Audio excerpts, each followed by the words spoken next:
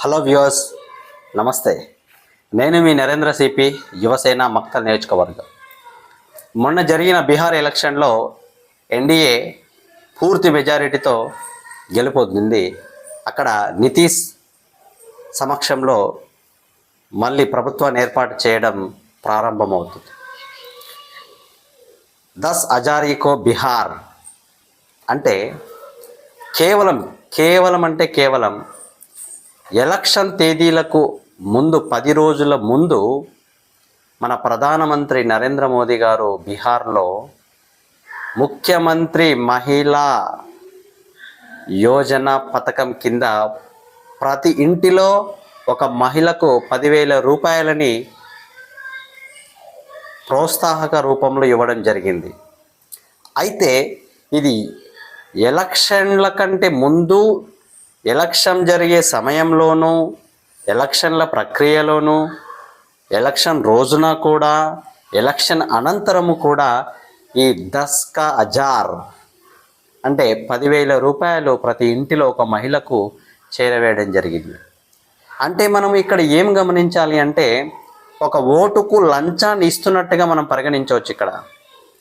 మరి election commission అనేది ఏం చేస్తుంది? ఆ ఎలక్షన్ కమిషన్ అనేది వాటిని నిర్మూలించాలి కదా. ఎలక్షన్ కోడ్ వచ్చిన వెంబడనే ఏవైనా ఈ నగదు ప్రోత్సాహక రూపంలో ఉండేటటువంటి ఏవైనా పథకాలు ఉంటే వాటిని నిలుపుదల చేయాలి కదా.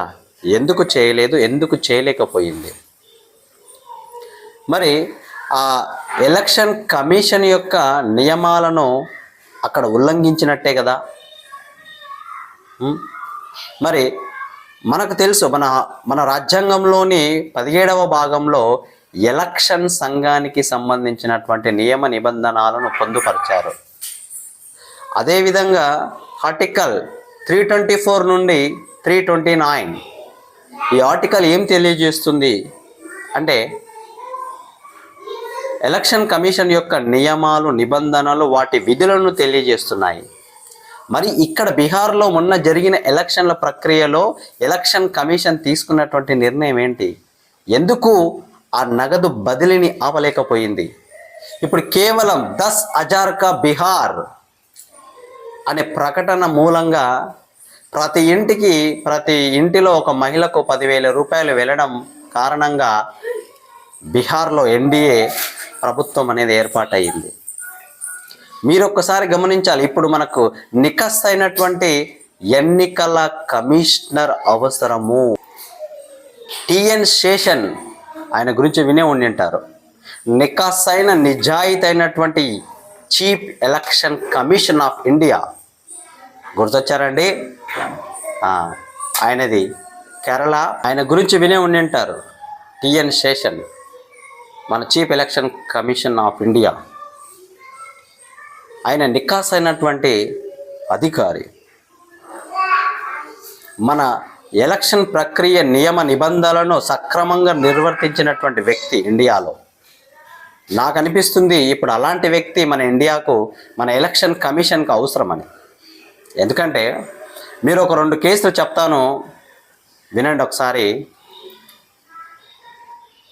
తమిళనాడులో 2003వ సంవత్సరంలో రైతు నగదు మద్దతు అనే ఒక పథకం ఉంది. ఆ పథకం అమల్లో ఉంది ఆ సమయంలో. అయితే 2004లో ఎలక్షన్ కోడ్ వచ్చింది. లోక్సభ ఎలక్షన్ కోడ్ వచ్చింది. ఏం చేశారంటే ఇమ్మీడియట్లీగా ఆ రైతు మద్దతు నగదు పథకాన్ని ఆపేశారు. అది ఎలక్షన్ కమిషన్ యొక్క విధి.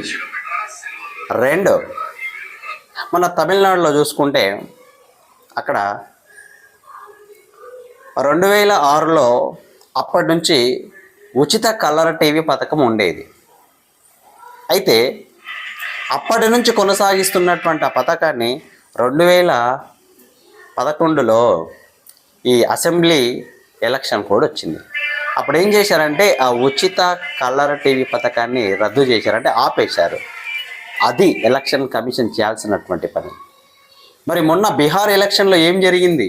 జస్ట్ కేవలము ఎలక్షన్ కోడ్ రావడానికి 10 రోజుల ముందు, అంటే అంతకు ముందు తేజస్వి యాదవ్ గారు ప్రతి మహిళకు 2500 ఇస్తామన్నాడు. ఇమ్మీడియట్లీ ఆ విషయం జరిగిన 2 రోజుల తర్వాత ఈ నితీష్ కుమార్ గారి ఆధ్వర్యంలో ప్రధానమంత్రి నరేంద్ర మోదీ గారు ముఖ్యమంత్రి మహిళా యోజన అనే పథకం ద్వారా ప్రతి